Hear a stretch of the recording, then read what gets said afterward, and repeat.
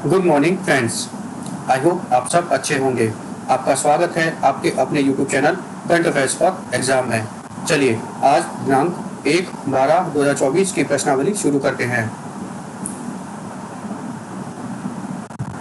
हाल ही में किसे स्वास्थ्य सेवा और परोपकार में योगदान के लिए संयुक्त राष्ट्र वैश्विक उत्कृष्टता पुरस्कार से सम्मानित किया गया है?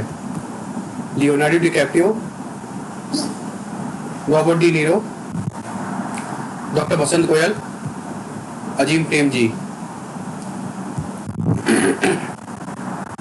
इसका सही जवाब है डॉक्टर बसंत गोयल। डॉक्टर बसंत गोयल को स्वास्थ्य सेवा और परोपकार में योगदान के लिए संयुक्त राष्ट्र वैश्विक उत्कृष्टता पुरस्कार से सम्मानित किया गया है। डॉक्टर गोयल को उनके रक्तदान अभियान के कारण गिनीज वर्ल्ड रिकॉर्ड और भारत के राष्ट्रपति द्वारा ब्लड मैन ऑफ इंडिया की उपाधि से सम्मानित किया गया है। डॉक्टर गोयल को ब्रिटिश संसद द्वारा भारत रिकॉर्ड पुरस्कार से भी सम्मानित किया गया है। चलिए अगले प्रश्न पर आते हैं। अभ्यास हरिमोह शक्ति भारत और निम्नलिखित में से किस देश के बीच एक संयुक्त सैन्य अभ्यास है? Nepal, Bhutan, Indonesia, Malaysia. इसका सही जवाब है मलेशिया। हरिमोह शक्ति अभ्यास भारत और मलेशिया के बीच एक संयुक्त सैन्य अभ्यास है।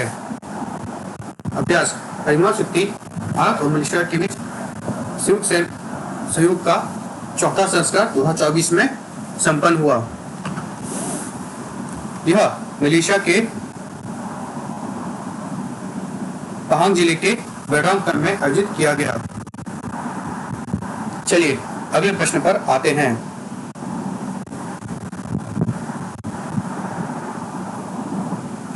विश्व एड्स दिवस कब मनाया जाता है? 1 दिसंबर, 2 दिसंबर, 3 दिसंबर, 4 दिसंबर। इसका सही जवाब है 1 दिसंबर। विश्व एड्स दिवस हर साल 1 दिसंबर को मनाया जाता है।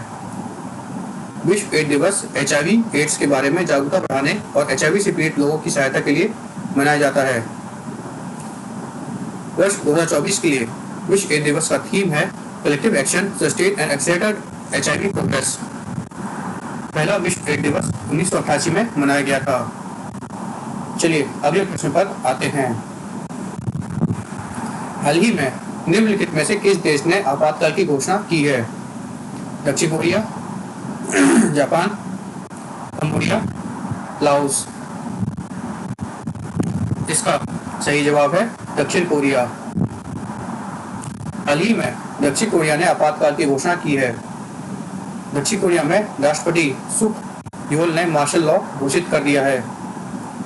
मार्शल लॉ आमतौर पर अशांति, प्राकृतिक आपदाओं या आक्रमण के खतरों पर समय लागू किया जाता है। मार्शल लॉ देश के भीतर अप्रत्याशित खतरों और संकटों से निपटने के लिए सरकार द्वारा घोषित एक अस्थायी आपातकाल है। चलिए अगले प्रश्न पर आते हैं।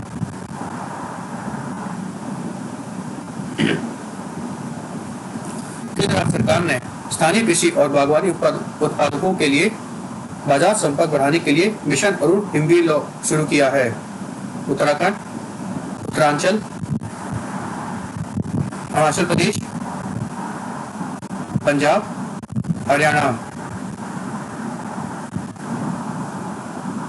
इसका सही जवाब है हिमाचल प्रदेश।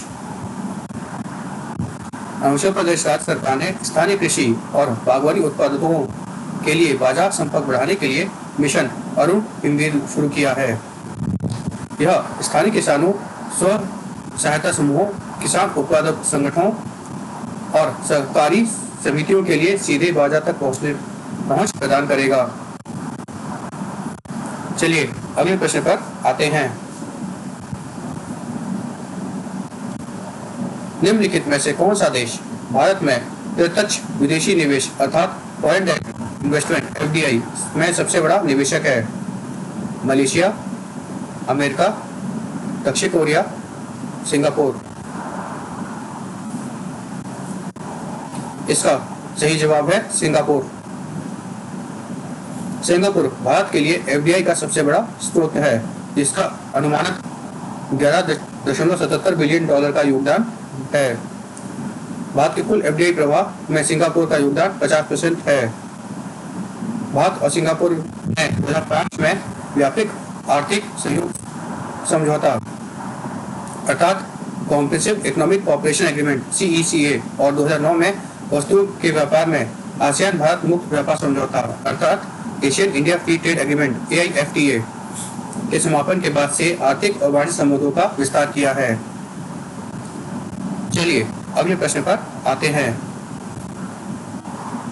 निम्नलिखित में से कौन 2024 के लिए Oxford word of the year चुना गया है? Brain rot, goblin mode, rizz, wax.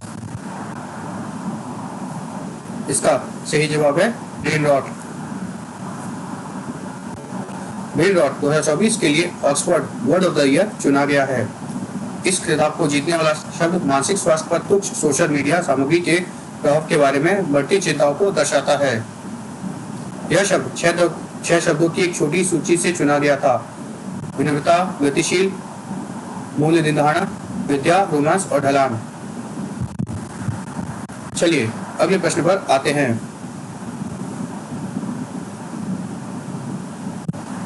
किस राज्य सरकार ने सार्वजनिक परिवहन और यात्री सेवा में सुधार के लिए बस संघवारी ऐप लॉन्च किया है?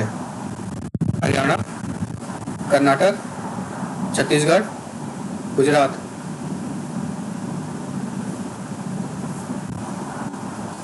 इसका सही जवाब है छत्तीसगढ़। छत्तीसगढ़ ने सार्वजनिक परिवहन और यात्री सेवा को बेहतर बनाने के लिए बस संगवारी ऐप लॉन्च किया है। मुख्यमंत्री श्री विष्णुदेव सहाय ने ऐप पेश किया और शासन व्यवस्था और जन सुविधा में सुधार लाने के लिए इसकी भूमिका पर प्रकाश डाला। यह ऐप बस स्टैंड पर जाए बिना बस समय सारणी और मार्ग की जानकारी उपलब्ध कराता है। चलिए अगले प्रश्न पर आते हैं।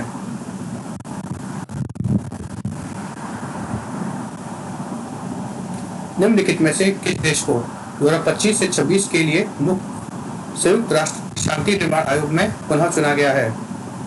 भारत, दक्षिण कोरिया, जर्मनी, नाइजीरिया।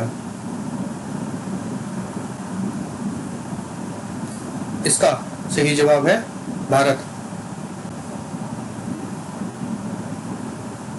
भारत को 2025-26 के लिए संयुक्त राष्ट्र शांति स्थापना आयोग में पुनः चुना गया है। शांति स्थापना आयोग इसकी स्थापना दिसंबर 2005 में हुई थी। यह संघर्ष प्रभावित क्षेत्रों में शांति प्रयासों का समर्थन करने और अंतर्राष्ट्रीय समुदाय के व्यापक शांति एजेंडे को बढ़ावा देने के लिए एक अंतर सरकारी सलाहकार निकाय के रूप में कार्य करता है। भारत इस आयोग का संस्थापक सदस्य है।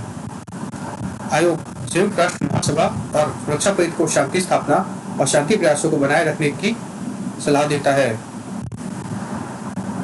चलिए अगले प्रश्न पर आते हैं।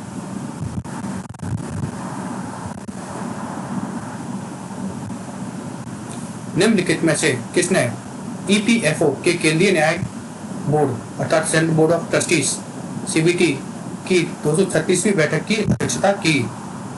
श्री नरेंद्र मोदी, डॉक्टर मनसुख मांडविया, श्री अमित शाह, श्री धर्मेंद्र प्रधान।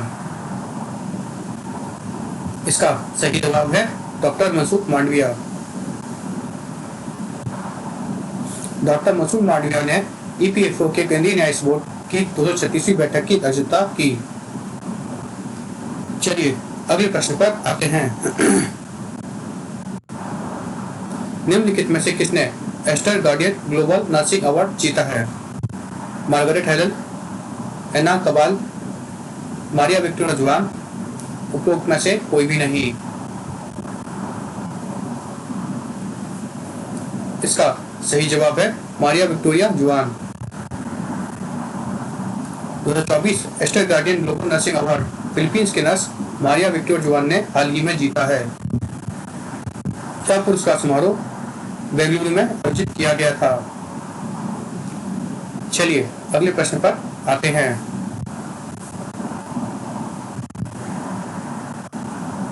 निम्नलिखित में से किस राज्य सरकार ने जमीनी स्तर पर प्रशासन को मजबूत करने के लिए 500 पंचायत घरों को मंजूरी दी है? उत्तराखंड, हिमाचल प्रदेश, पंजाब, जम्मू और कश्मीर।